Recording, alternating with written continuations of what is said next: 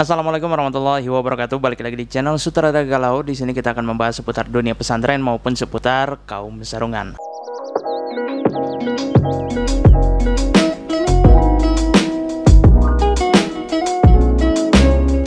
Hari ini aku pengen ngebahas tentang beberapa hal yang berkaitan sebenarnya masih berkaitan dengan keseharian santri juga sih. Kita kali ini ngebahas kitab aja kali ya. Kalau kemarin kan kita udah ngebahas beberapa kitab yang biasanya dipakai sama kalangan santri, ataupun kalau di Tumbelnya kitab yang bisa membuat santriwati melirik sih ya. Tapi sebenarnya melirik juga bukan berarti melirik melirik suka gitu kan, enggak. Maksudnya melirik siapa tahu pengen dibeli kan gitu, itu maksudnya. Jadi bukan clickbait, bukan. Video kemarin itu bukan clickbait. Jadi karena berhubung di rumah juga kita lagi gabut ya, jadi lagi nggak ada kerjaan, dan daripada nggak ada kerjaan juga, terus santri kan disuruh pulang nih, libur.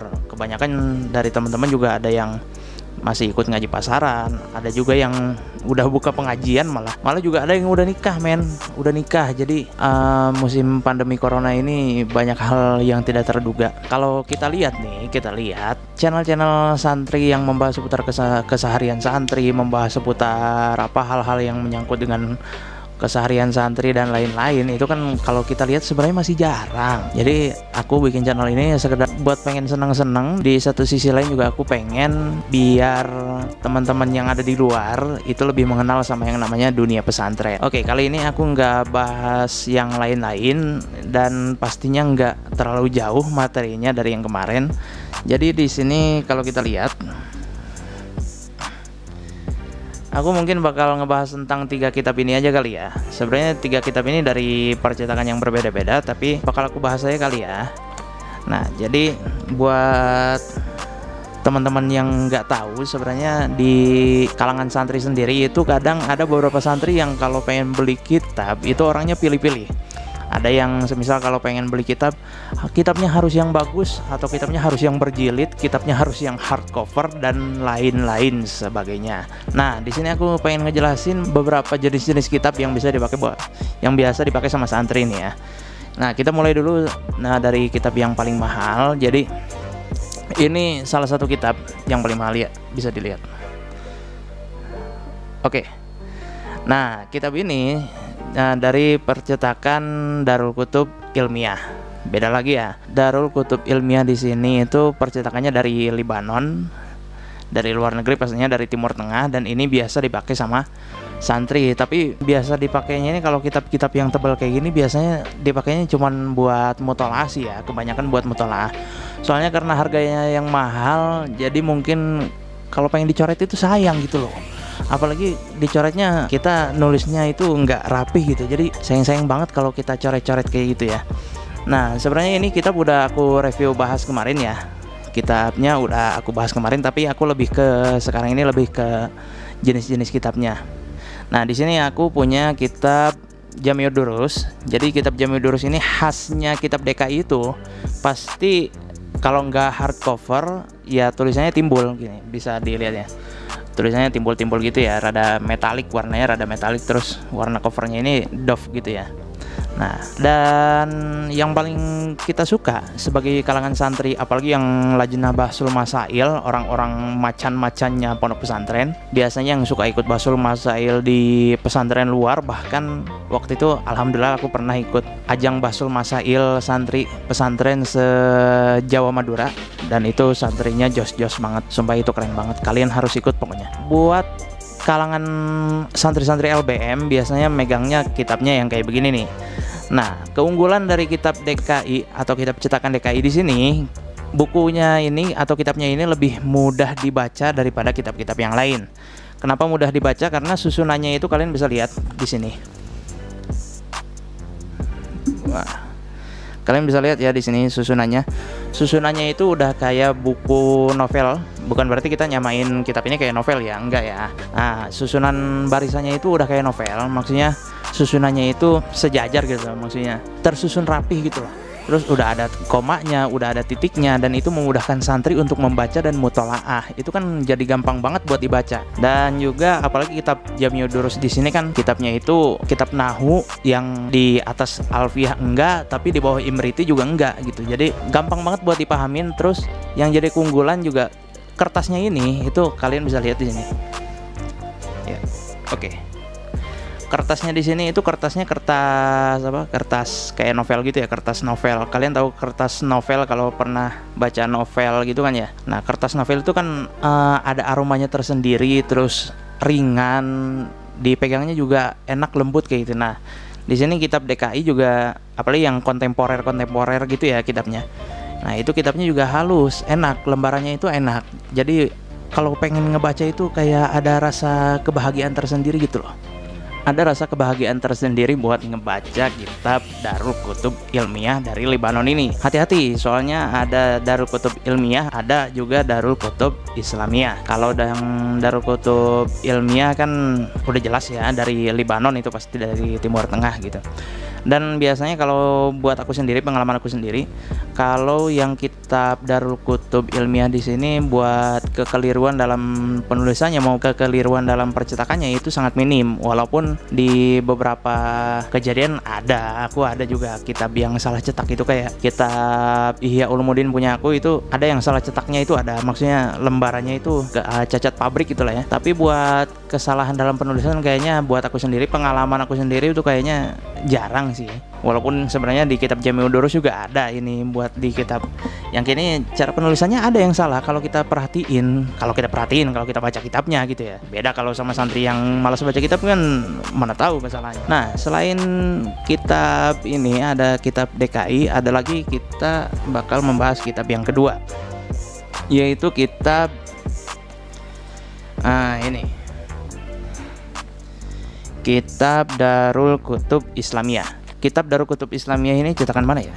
Kayaknya masih nggak tahu dari Timur Tengah juga, nggak tahu dari Surabaya. Soalnya kebanyakan percetakan kitab-kitab yang biasa dipakai sama santri itu kan ada yang dari Timur Tengah, ada juga yang dari Surabaya gitu ya. Tapi kebanyakan kalau kitab-kitab yang biasa aku pakai, kitab-kitab yang masih lembaran kuning kayak gini nih, itu kitabnya kitab dari Surabaya kebanyakan. Dan aku juga sempet heran, kayaknya aku kira ini kitabnya kitab cetakan Haromen, tapi ternyata ini kitabnya masih kitab cetakan Darul Kutub Islamiyah. Awas, DKI itu kan ada dua. Jadi DKI itu ada dua, ada Darul Kutub Ilmiah, ada Darul Kutub Islamiyah. Kalau Darul Kutub Islamiyah itu kebanyakan kitabnya kayak gini nih, bisa dilihat ya tuh. Nah, oke. Lembarannya itu masih kuning gitu. Terus ngejilidnya juga masih pakai soft cover. Kebanyakan masih pakai soft cover, walaupun ada sebagian kitab Darul Kutub Ilmiah yang cetakannya itu udah masih pakai soft cover juga maksudnya. Tapi buat tata cara penulisan judul itu biasanya kalau Darul Kutub Ilmiah itu masih agak timbul gitu. Tapi kalau buat cetakan-cetakan yang cetakan lokal itu biasanya biasa aja, soft cover kayak gini ya. Terus juga kertasnya itu masih pakai kertas kuning kayak gini. Dan ini juga menjadi ciri khas kitab yang ada di pesantren. Makanya itu kenapa kalau santri-santri zaman dulu kan disebutnya santri ngaji kitab kuning, soalnya kitabnya kertasnya warna kuning kayak gitu. Walaupun sebenarnya kalau kita lihat dari sejarah, ternyata ada salah satu alasan kenapa disebut kitab kuning ya, soalnya karena waktu dulu zaman penjajahan, sebutan kitab kuning itu disebutnya untuk merendahkan martabat kitab itu sendiri gitu loh. Jadi malah sampai ada musyawarah untuk mengganti nama kitab kuning menjadi kitab salaf atau kitab turot gitu ya. Tapi ya ternyata kitab kuning masih eksis sampai sekarang gitu ya. Dan yang ini biasanya dipakai sama santri buat maknain gitu ya. Jadi karena walaupun ada sebagian teman aku yang bilang katanya kalau kitab kuning, kitab yang masih pakai kertas kuning di sini agak ringkih. Jadi kalau semisal ke senggol dikit itu suka cepat robek gitu atau apalah. Tapi gimana kita ngejaganya sih ya, balik lagi ke kitanya sendiri. Dan ini kitab yang kedua, ada lagi satu kitab yang paling banyak dipakai sama santri. Kita ada sebutannya kitab Khurasan. Kitab Khurasan di sini maksudnya kitab yang semuanya lembaran, jadi nggak dijilid kayak kitab yang ini ya, kitab yang kayak gini. Nggak dijilid kayak gini, tapi dia itu modelnya kayak lembaran ditutup sama cover, udah gitu aja.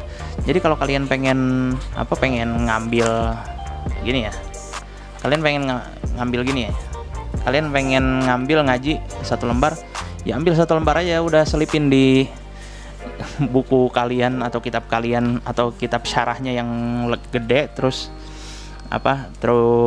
jilidnya tebal kan gitu, enak sih. Keunggulannya kalian kalau semisal ngaji nggak usah ngambil beberapa lembar atau ngambil satu buku kayak gini. Semisal kita repot nih ngambilnya, nah kalian nggak usah ngambil satu buku semua, kalian ambil aja lembaran yang perlu gitu. Sama kalau kalian juga anak LBM, kalian juga tinggal ngambil lembaran yang diperlu aja, terus kalian fotokopi atau kalian tulis terus kalian bikin jadi rujukan buat debat kan, ya nggak repot-repot banget bawanya. Tapi buat aku sendiri, aku lebih suka sama kitab yang ini nih, kitab yang ini, kitab Khurasan. Tapi kalau buat aku sendiri, kitab ini yang paling sering aku pakai, soalnya kitab ini sering diremehkan sama beberapa santri yang lain gitu lah.